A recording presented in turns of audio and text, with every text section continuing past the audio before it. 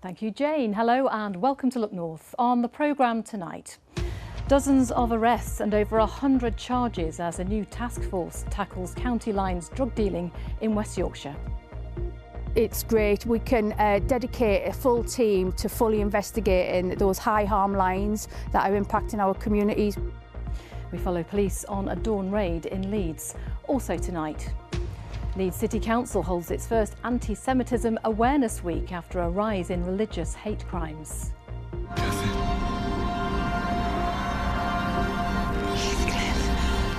The new Withering Heights film had its premiere last night, with Yorkshire making an appearance on the red carpet.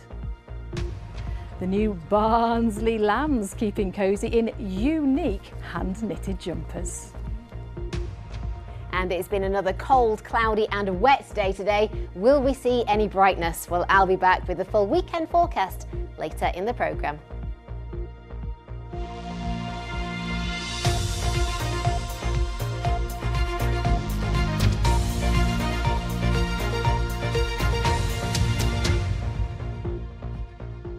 Good evening and thank you for joining us on this Friday night.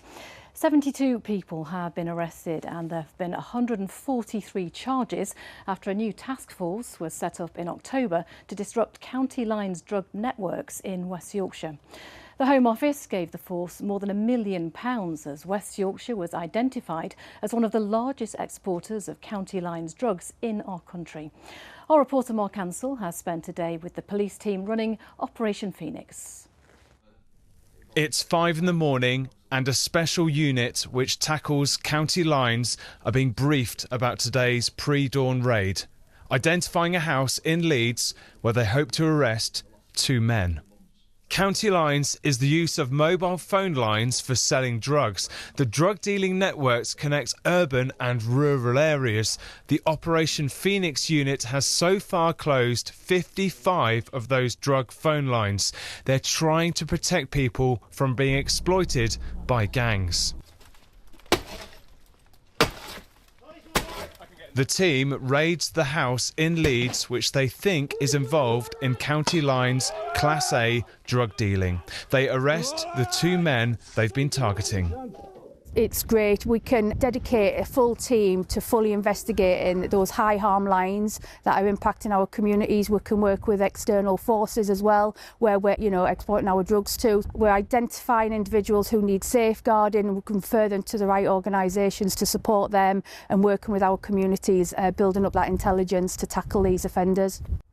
Since Operation Phoenix started here in West Yorkshire last October, there have been 72 arrests linked to county lines, 7.5 kilos of Class A drugs recovered and 19 lethal weapons taken in.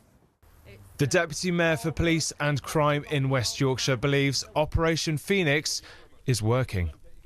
This is about action. It's not about talking strategy, policy or process. It's about understanding how serious organised criminals work, getting upstream and disrupting those criminals, arresting them, taking the drugs, the guns, the knives off the street, and then recognising the vulnerability of the people lower down the chain who have been exploited, targeted by these criminals. Funding from the Home Office has been extended until April next year. Operation Phoenix will be aiming to disrupt and dismantle many more county lines drug gangs by then. Mark Ansell, BBC Look North, Leeds. Well, earlier I spoke to Kate Rue, whose son Ben died after becoming involved with county lines drug gangs. I began by asking her if she thinks this operation will make a difference to people like Ben. I'm relieved that those weapons are off the street, that people are being arrested, and that especially that people are being identified for safeguarding. So that is encouraging. And I was glad to hear Alison Lowe really centering the children and vulnerable adults that are targeted by gangs. So that felt hopeful. But obviously, this is a massive problem and there's a long way to go.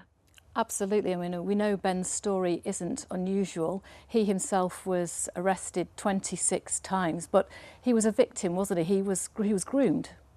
He was absolutely groomed. And one of the things I really want to see moving forward is I'm aware that West Yorkshire are taking a different approach to child protection in this sort of situation.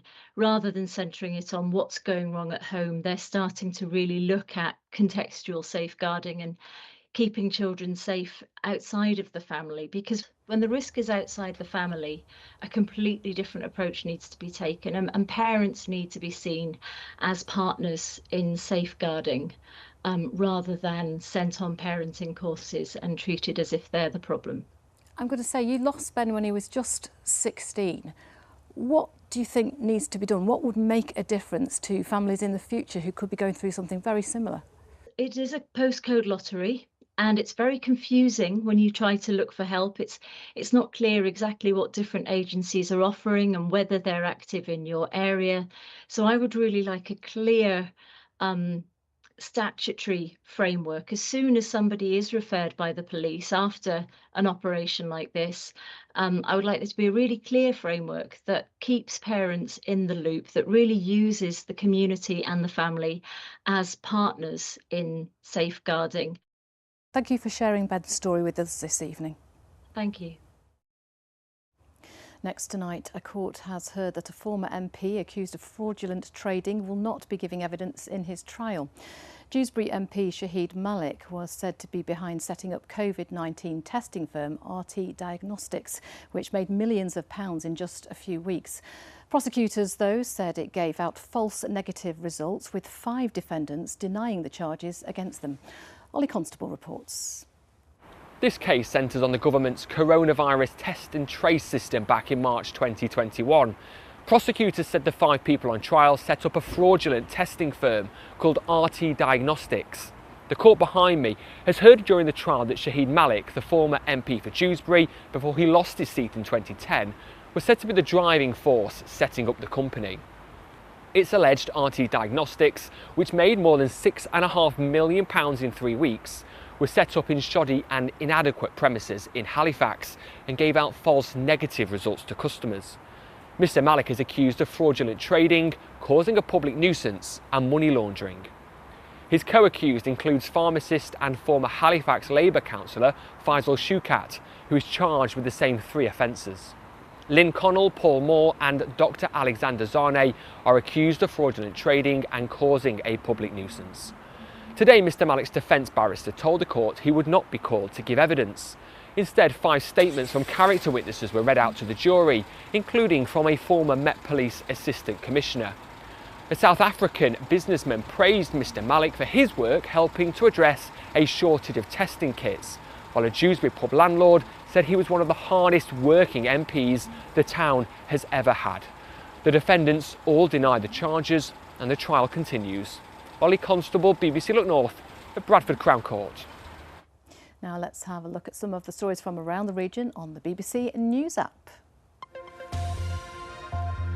And a man has denied murdering a woman from Halifax and has pleaded guilty to manslaughter. Paris Kendall, who was 36, was found with serious head injuries in Illingworth last August. 4 people have appeared in court charged with fraud after salmon was allegedly missold to Aldi.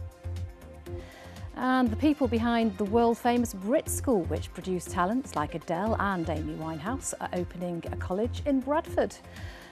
And you can get more details on those stories and everything else happening in our region by downloading the BBC News app.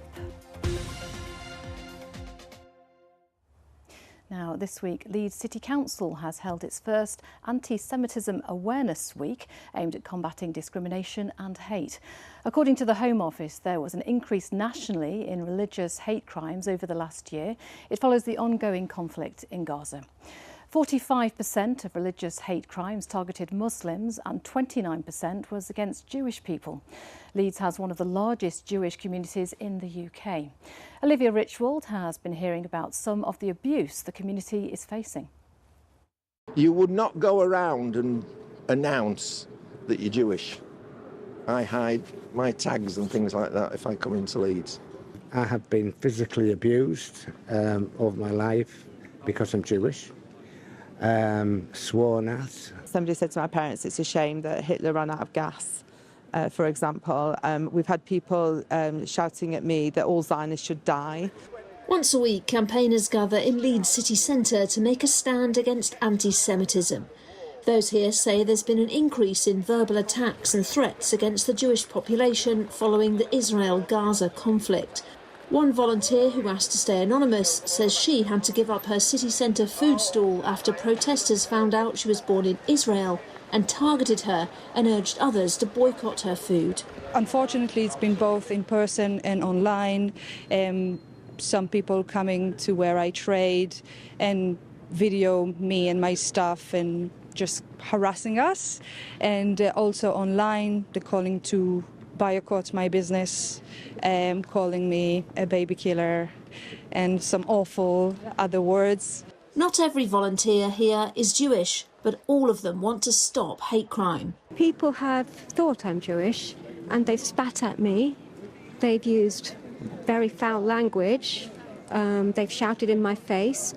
I've had cameras right up to my face like that in an intimidating way. As a Christian, I think everybody should stand against hatred, and that's why I'm here, really. So tell me why you take part in this every Tuesday. Because if I don't do it, who will? Stand up and be counted and all that. I've got to do that all the time. So a lot of people feel very frightened to show that they are Jewish. I'm quite the opposite. I always go around with my badge on my coat and my school cap when I'm in a supermarket. So I want to tell everybody I'm Jewish. This week, as well as handing out leaflets, Debbie, who's one of the group leaders, is giving out falafel to people who are homeless. The food is sponsored by the Israeli embassy in memory of a Holocaust survivor. Leeds has one of the largest Jewish populations in the country after Manchester and London, according to the most recent census, but that population is in decline. Bernard lives in Middlesbrough and believes he's the last Jew left in his hometown. He comes to Leeds to volunteer every week. I'd rather get up at 4 o'clock in the morning, like I will be tomorrow, and get this 2 minutes past 6 bus down into Middlesbrough and come here to be with Jewish people and feel like I'm doing a good job for them and that they're still around because they're not where I live. Leeds City Council's first Anti-Semitism Week has been launched to combat discrimination and hate and raise awareness of a problem that it says is on the rise. Olivia Richwald, BBC Look North, Leeds. On to some sport now, and the Rugby League Challenge Cup has reached the stage where Super League clubs enter the competition. This weekend sees the start of the third round, and it's all about to get underway tonight in Hunslet. And Paul Ogden is there for us tonight. Oggy, it's all yours. And despite the rain, Amanda, I'm very happy for you to send me here. I promise you. Where is Hunslet? A lot of people are asking. Well, it's not far down the road from Ellen Road, the home of Leeds United, here in the South Leeds suburbs. Literally about to start the Challenge Cup third round ties, because that is the Huddersfield Giants team warming up ahead of the 7 o'clock kickoff. Their hosts, of course, Hunslet, whose home is here in South Leeds. I bet you've never been here before. Just let me show you the main stand. You can see the famous claret and amber of the Huddersfield Giants fans gathering here. We're going to hear from the Hunslet club very shortly. It's their chance to scalp a Super League side before Super League really gets going. And Hunslet are not alone. Really looking forward to Batley on Sunday. And Sheffield Eagles have also earned their place in the third round. Cast your mind back just a couple of weeks to round 2 of this year's Challenge Cup, and you'll remember Sheffield Eagles' grappling techniques in training, which proved just the ticket, by the way. The Eagles worked their way past Whitehaven in that televised tie. Their reward tonight, in fact, is a crack at Super League Warrington Wolves. Similarly, Loch Lane Amateurs' first ever Challenge Cup tie against a Super League team, Hull Kingston Rovers, is to be staged away tonight to maximise income and ease logistics. Elsewhere, this weekend's BBC televised Round 3 clash on Sunday from 3 on the BBC iPlayer will offer us an early look at Bradford Bulls, a week ahead of their Super League lift-off when the Bulls play at London Broncos. Batley Bulldogs against Super League Catalans on Sunday is a terrific prospect, as long as we're dressed appropriately.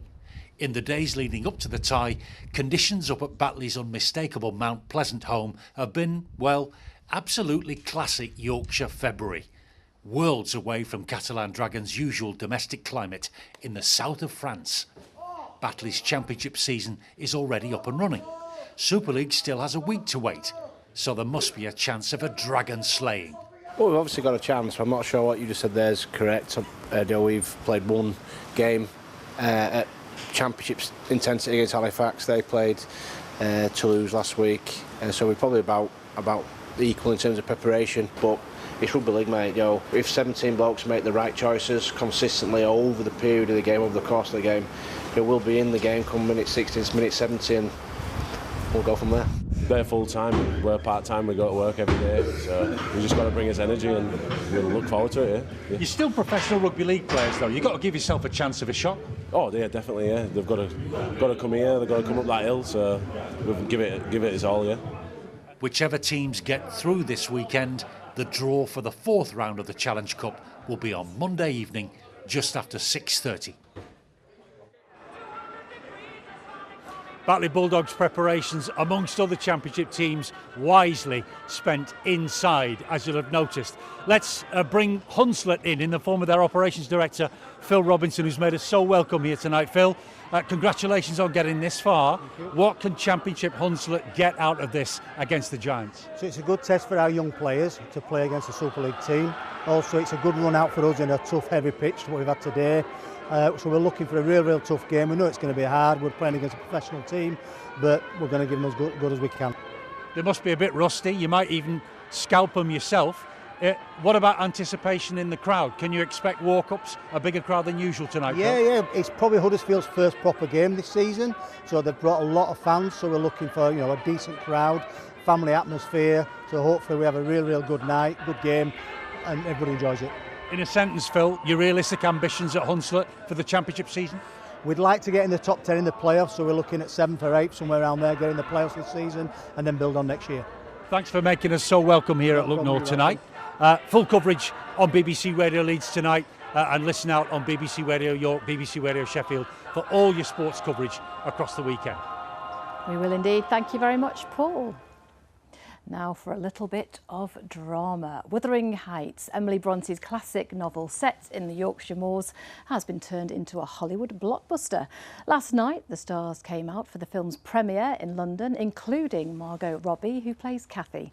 And as Nicola Reese has been finding out, her outfit included a very special link to the Brontes. The London premiere of Wuthering Heights, and Margot Robbie dazzles in a striking Gothic gown. But Bronte fans were more excited about a remarkable piece of history on her wrist. This is a replica of Charlotte Bronte's bracelet that you can find at the Bronte Parsonage Museum, which they can't confirm, but is suspected that is woven out of Anne and Emily's hair, her sisters. It was a popular thing to do in Victorian times, to make jewellery out of hair. So it inspired this dress made out of hair. It's one of the Bronte family's most intimate artefacts. 175 years old and too fragile to wear on a rainy red carpet. The solution? A perfect replica created in the Brontes' hometown of Haworth. So if I turn it, you can see. Oh, wow. So it turns. Look at that. So it braids it in together. The team at Wydeen Weaving used a century-old braiding machine to replicate the hand-plaited technique of the original. I think we went to this one next, didn't we, which was added a bit of a warmer hint. We only had 4 weeks of what a whirlwind journey.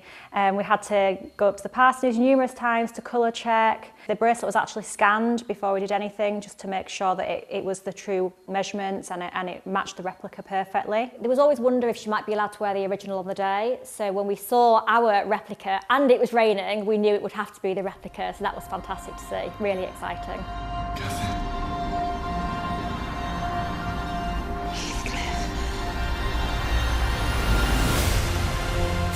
The latest big screen adaptation of Emily Bronte's Wuthering Heights was of course filmed in Yorkshire and tells the story of the affair between the wild Catherine Earnshaw and the dashing Heathcliff. It's made Margot Robbie and co-star Jacob Elordi the hottest couple in Hollywood, and in Haworth they're thrilled to have played a small part. Oh wow, she looks absolutely stunning. Amazing. It matches the dress so well. Yeah. The original was made in Haworth and the replica was made in Haworth, so what better slant could you have than that? Yeah, it was fantastic. We were really pleased to be a part of it. I don't know any other place where they'd be able to do this, to be honest. How are you feeling then about seeing Margot wear it? Yeah, it was quite exciting and nice to see. I think other people are a bit more excited than me, but it's just my job, so... But yeah, it's nice to see. Never mind the Yorkshire modesty, this is a faithful replica, worthy of both the Bronte legacy and the red carpets. Nicola Rees, BBC Look North, Haworth. Oh, that film looks good, and didn't she look absolutely beautiful? Well, Rebecca York, the director of Haworth Bronte Parsonage Museum, was also at the premiere last night, and I caught up with her a little while ago to find out what she thought of the film. I loved it. It's just everything a night out at the cinema should be, and I love Withering Heights, and Emerald Fennella's put it in inverted commas because it's her version of Withering Heights, but it's still got the passion, it's got the stunning scenery, the relationship between Cathy and Heathcliff. It's quite dark. It's just, I think it's a great film, and you'll be glad to know Jacob Elordi can do a Yorkshire accent. I believe he was in the bath, according to our piece. I don't know. I'm not going to imagine Jacob Elordi in the bath. No, moving on. But no, a very realistic accent. Yes, yeah. He was Heathcliff for me, absolutely. And can we talk about that beautiful bracelet? Mm-hmm. It has a real significance to Yorkshire, doesn't it? It does. We were absolutely thrilled that Margot Robbie, the film star, wore an outfit last night that was completely styled and inspired by a bracelet that belonged to Charlotte Bronte that's in our collection at the Bronte Parsonage Museum. It's a bracelet made of hair, and presumably of Charlotte's sisters, Emily and Anne, and it was very popular to make the hair of deceased loved ones into jewellery in that period. And we have this in our collection. Margot and her stylist admired it, and then we worked with a local company, Wydeen Weavers, to create a replica so that we could keep ours nice and safe, and Margot could still look fantastic on the carpet. And I'm thinking the museum is going to be preparing itself for a lot more visitors once it goes out to the public. Absolutely. We've already seen an increase in visitors. We've had lots of media visits and influencers and people around, and we've extended our opening hours. We've got merchandise in the shop. We've got some special events on, and there's more to come. We're getting a prop from the film actually next week. So wonderful. Yeah. Well, I'm certainly going to be grabbing my old copy of Wuthering Heights and giving it a fresh read. Thank you so much for coming in and talking to us about it.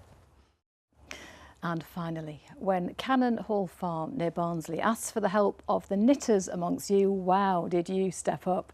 The farm needed little jumpers for some of their newborn lambs, and they have been inundated. How could we resist sending Kathy Killick to get us an update?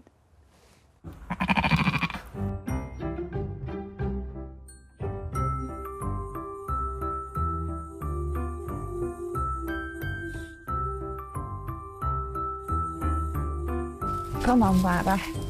Don't they wear them well? And what a choice they have.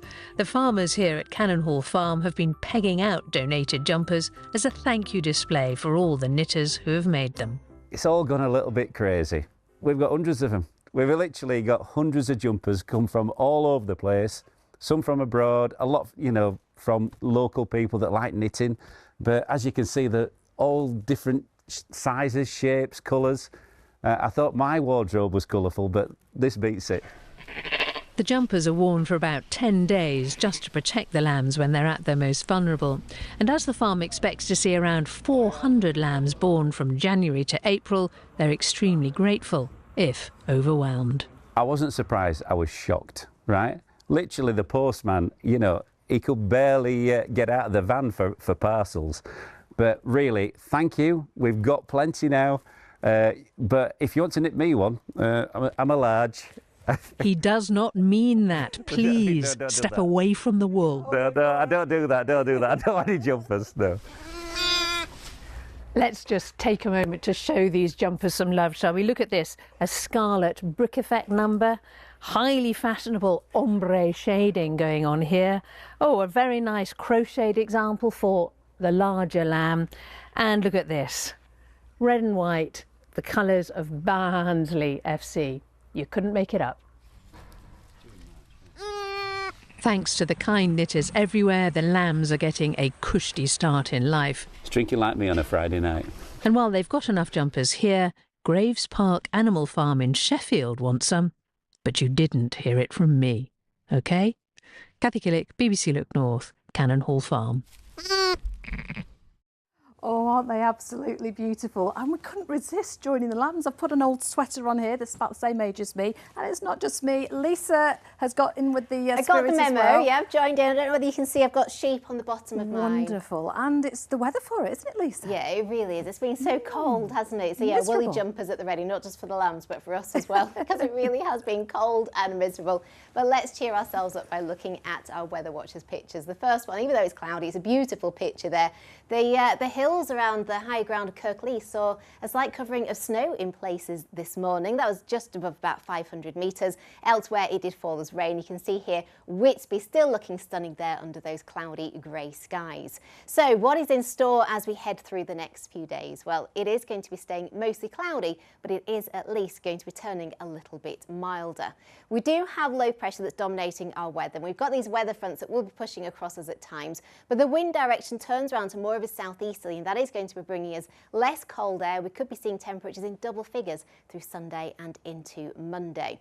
But we've seen a lot of cloud and outbreaks of rain today. It's gradually been working its way northwards, but only moving very slowly. It's still with us as we head through this evening and through the first part of the night. Outbreaks of mainly light and drizzly rain gradually clearing away northwards. We will have some clearer spells developing for a time before the cloud fills back in again from the south towards the end of the night, and lowest temperatures of around 4 or 5 degrees. So let's look at those tide times along the coast. The next high water in Whitby 7:25 tomorrow morning, and in Bridlington 7:59.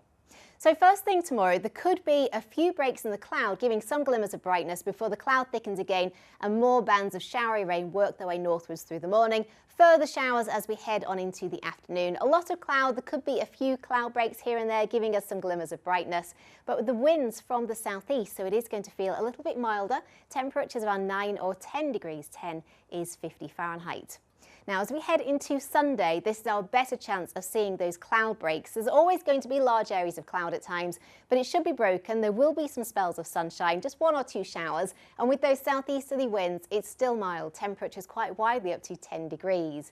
As we head into the start of next week, it is staying mild, so 9 degrees on Monday, a lot of cloud around, but the wind direction turns around to more easterly again. It is going to cool down as we go through the week, with temperatures by the end of the week back to around 5 or 6 degrees. So woolly jumpers at the ready again. Absolutely. Thank you very much, Lisa. Always a pleasure, even when you're delivering bad news. Thank you. That's it from us. Have a lovely weekend, whatever you have planned. We'll be back with your late news and weather at the usual time of 10:25. Goodbye.